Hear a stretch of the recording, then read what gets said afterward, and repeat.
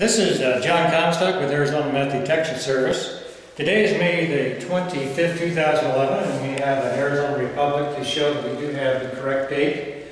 Today what we're going to do is we're going to do a real short video comparing the Bruce Lazarus method of sampling for meth, as in California, using methanol, and we're going to compare it with using isopropyl alcohol as a sampling device. And then we're going to evaluate each of those samplings using the ID2 Meth Scanner from CDEX.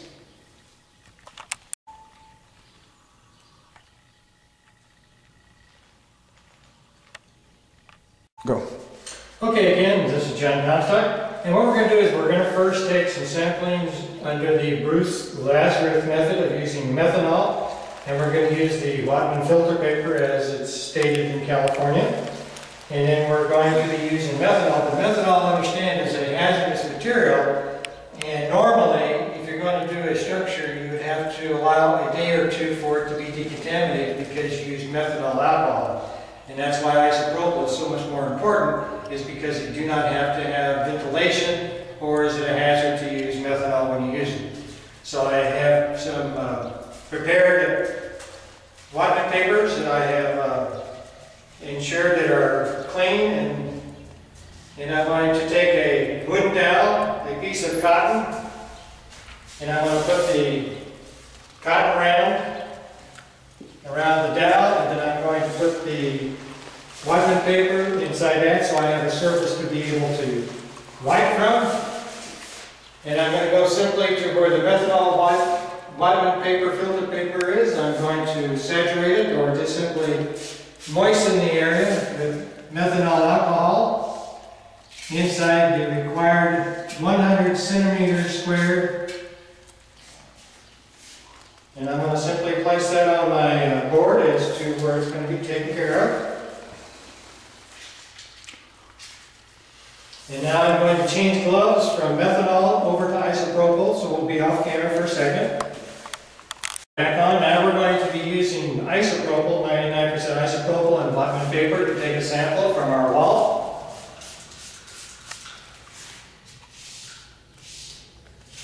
And again, we're using the standard 100 centimeter squared measurement. And we're going to take our sample and place it on our board. And then I'm going to take a clean cotton round, because it's so much easier to use cotton rounds, it's much more inexpensive. And I'm just simply going to wet the cotton round, and I'll go to where I have a cotton round and isopropyl. And again, I take my measurement and my sample from within the required 100 square and place it on my board, and then we'll go for the evaluation.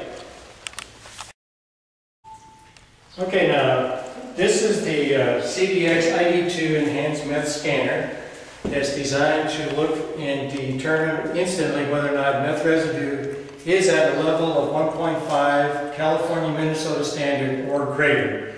We've taken our 3 samples. We've done one with methanol and Wattman paper, we've done one with isopropyl Wattman paper, and we've done one with isopropyl and a cotton round.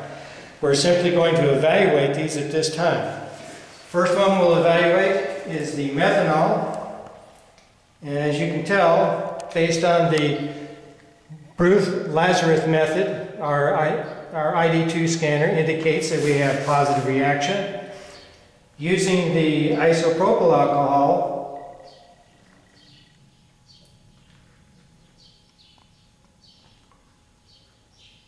also indicated that when we had enough collected at 1.5 or better, we have a positive response with isopropyl.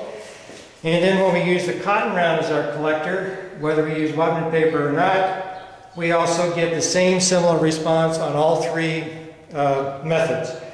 So it makes no difference whether we use hazardous methanol, isopropyl and Wattman paper, or we use isopropyl and a cotton round.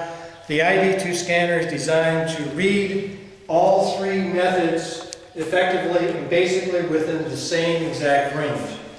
As we have seen, we've taken 3 random samples and we have positive results. Just want to do a quick recap here of what we know about the differences between the Bruce Lazarus method and using isopropyl alcohol. Points to consider are that isopropyl alcohol is a safe solvent to use by anyone. It has no toxic air values and no personal equipment is required to use it. Number two, methanol since 1996 is contributed to a total hazard index in 26 of the 89 risk assessments, and that was performed by California. Using California Bruce Lazarus surrogate sampling method requires that you have to use personal protective equipment when using methanol. Number three, CDEX's enhanced portable ID2 Meth Scanner yields the same evaluated handheld fluorometer laboratory results whether you use safe isopropyl or hazardous methanol as your solvent for your collection agent.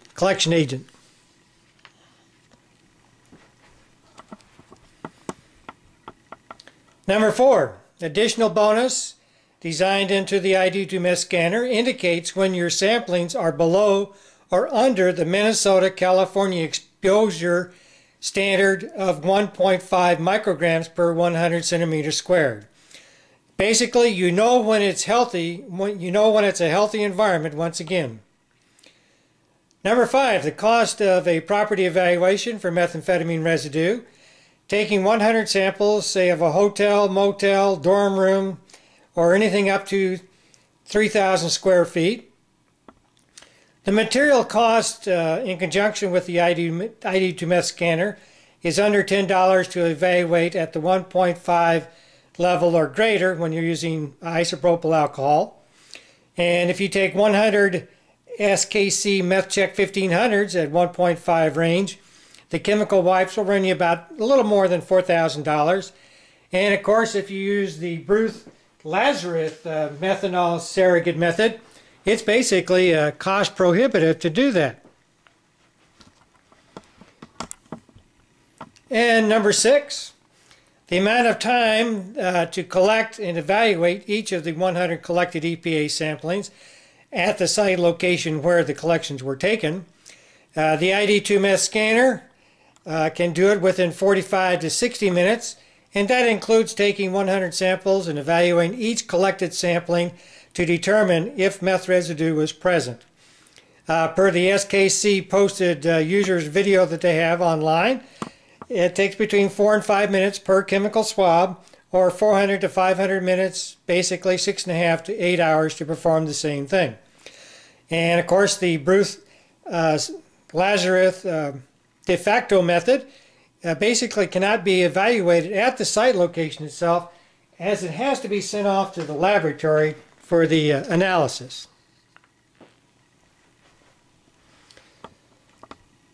Number seven, the cost and time to take 10 samplings and instantly evaluating a standard motel, hotel, dorm, or child protective service or child family services child's room or their residence. About 25 cents or 1/4 in 3 to 4 minutes using the ID technology with isopropyl. That's going to run you about $420 if you use the SKC Meth Check 1500 kits. That's about 40 to 50 minutes worth of your time. And the Bruce Lazarus California method is not economically feasible, and the room would probably need to be decontaminated because of the hazardous methanol vapors that will be left behind. CDEX's enhanced ID2 Meth Scanner does not destroy the collected EPA samplings, whether you take it with methanol or isopropyl, makes no difference. This method preserves the collections and can always provide proof that unhealthy meth residue was present when or where the testing took place, or better yet, unhealthy meth residue was not present when the testing took place. And again, I'd just like to thank you very much for your time. This has been John Comstock with Arizona Meth Detection Service, and you can locate us at ArizonaMethDetectionService.com. And if you want any details about the ID2 technology and the pricing, you can visit the website of MethScannerPurchase.com, Or if you want to visit the manufacturer, they are located at www.cdx-inc.com. And again, thank you very much for your time. There is a much more cost-effective way of doing a sampling for methamphetamine rather than using the de facto system of using the Bruce-Lazarus method that is stated in California as the way to sample for surrogate meth residue. So the ID2 Meth Scanner that I have over on the shelf can read any of the methods that you want to use to collect methamphetamine. We simply advocate that you use isopropyl and cotton rounds because, number one, it's inexpensive and you're going to get the exact same results as whether or not you use hazardous methanol or not, as you've seen. That pretty well concludes this little short video showing the comparisons between the methods, and if you need any information, please contact John Comstock at John C. at AZ Meth Detection Service, or you can learn about the particular product at methscannerpurchase.com is another location. And if you need any additional information, you can contact CDX Inc., that's CDEX-INC, at cdx.com, I believe is their full address.